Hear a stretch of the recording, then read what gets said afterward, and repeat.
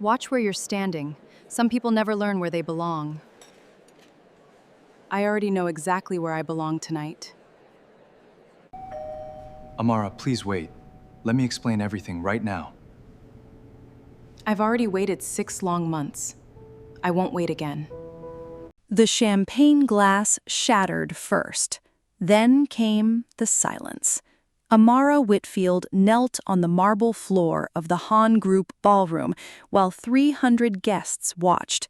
Above her, dressed in white silk, stood the woman everyone believed would soon be Mrs. Han. "Watch where you're standing, cleaner," Saren Cho said, loud enough for every camera in the room to hear. Nobody in that ballroom knew the truth hidden under Amara's gray uniform. A thin silver ring rested against her heart, tied to a chain no one could see. Nobody knew she already had the right to a different title, legal wife. Before we go further, tell me one thing in the comments. Where are you watching this story from tonight? I want to know who is here with me. And if this is your first time on this channel, hit subscribe right now, because what happens in the next 10 minutes will change how you see every quiet person in a room. Stay close, it only gets heavier from here. 6 months earlier, Amara had a name on a marriage certificate and a promise from the man she loved. Jisoo Han was not a CEO then. He was a tired stranger who sat beside her every night at a small noodle shop near her apartment, long before the world knew his father's company would fall into his hands. He never mentioned his last name. She never asked. They talked about small things, tired feet, bad coffee, the kind of loneliness that finds two strangers and quietly turns them into something more. By the 3rd month, Amara knew the sound of his footsteps before he even sat down. By the 6th month, he was already asking her to marry him, in a plain voice, with no ring ready, no plan prepared, only certainty. She said yes before he finished the sentence. They married quietly. 2 witnesses, 1 small ring bought with cash from a shop that never asked questions, no cameras. Then Jisoo's father collapsed, the company shook, and rivals circled like wolves. Jisoo told her the truth that broke her heart. "If I introduce you now, they will use you to destroy everything my father built. Give me time. Let me protect you the only way I know how." So Amara disappeared into a gray uniform. She became a cleaner on the executive floor of Han Tower, close enough to see him, far enough to stay safe, invisible enough that nobody asked questions. Every day she polished the glass of his office and never touched the door. She told herself it was temporary. She did not know his family would announce an engagement to save the merger. She did not know she would be forced to clean up champagne at the party celebrating another woman's future with her own husband. Saren Cho stepped closer, her heels inches from Amara's fingers.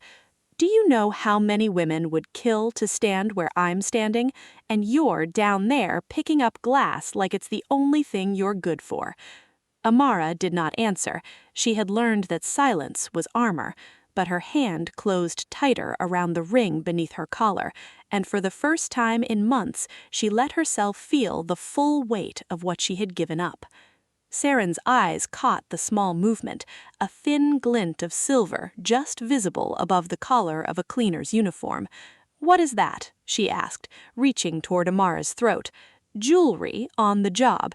Interesting choice for someone who scrubs floors." Amara stepped back before Saren's fingers could close around the chain, tucking it deeper beneath the fabric.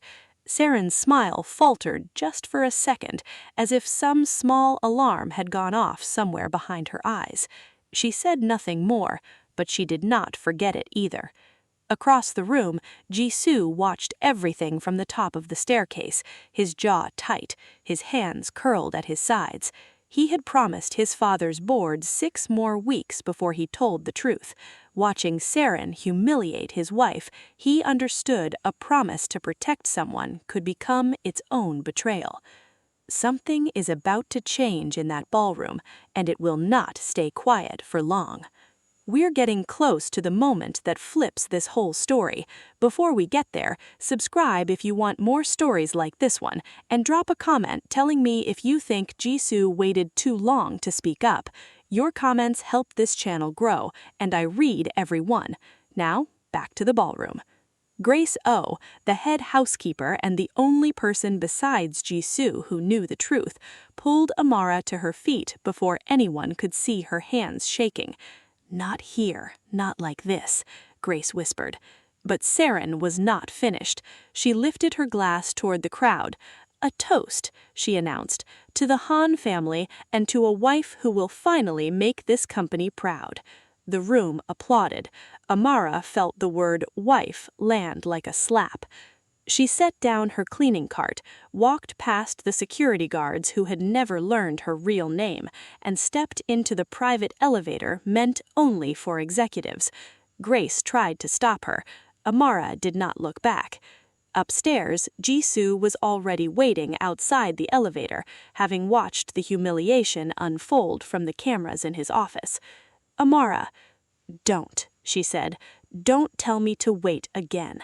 I have waited behind glass doors for 6 months while you let another woman wear a title that belongs to me. I was protecting you. You were protecting the company. There's a difference, and I don't think you can see it anymore."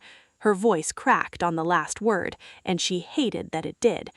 "Do you know what it feels like to watch another woman wear your future in front of a room of strangers? I clean your office every morning. I know exactly how you take your coffee. And downstairs, I am nobody. You made me nobody." "You were never nobody to me." "Then stop treating me like a secret you're managing." She pulled the chain free from beneath her collar and let the ring hang in open air for the first time in months. "I didn't marry a company, Jisoo. I married you. I need you to remember the difference before it's too late for both of us." For the first time since their wedding day, Jisoo had no answer ready. He reached for her hand, the one still pressed against the hidden chain at her chest, and in that instant he finally understood the cost of his silence. Then his phone rang, his father's lawyer, calling with news that would change everything. Saren Cho's family had discovered something during the merger paperwork, a marriage record filed 8 months ago under the name Han.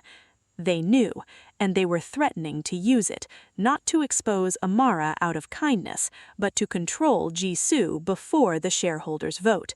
The mystery was no longer whether the marriage would be discovered, it was who would use the truth first, and what it would cost the woman who never asked to be a secret.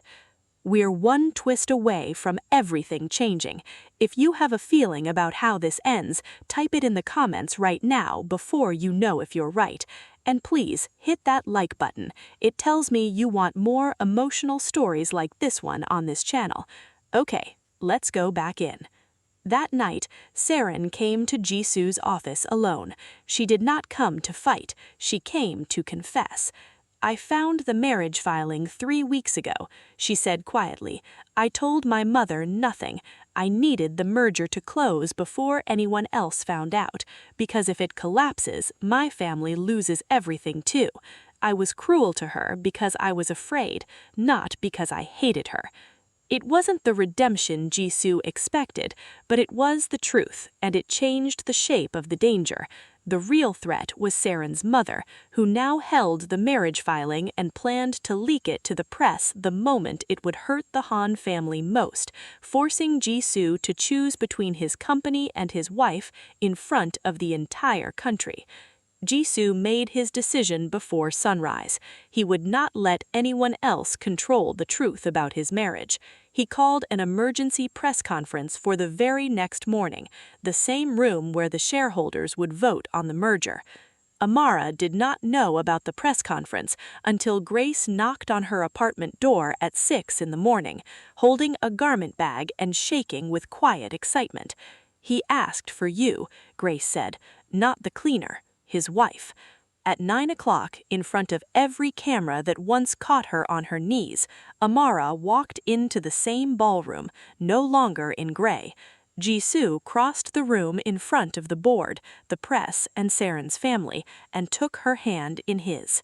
6 months ago, I married the strongest woman I have ever known. I let you all believe she was a stranger in this building because I was afraid of what the truth would cost us. I was wrong. The cost of hiding her was never the cost to pay. He lifted the chain from beneath her collar and held the ring up so every camera could see the engraving inside, their wedding date, carved in his own handwriting. This is Amara Han, my legal wife. She has always been my wife. Saren's mother tried to speak, but the board had already seen enough. The merger they feared would collapse instead moved forward, stronger, because the shareholders respected a man willing to tell the truth in public rather than hide it in private. Saren, released from an engagement she never wanted, quietly thanked Amara before leaving the room, and for the first time, meant it. Amara did not cry until the cameras stopped rolling. Then Jisoo pulled her into the kind of embrace that says more than any apology could, and whispered the words she had waited 6 months to hear. No more hiding.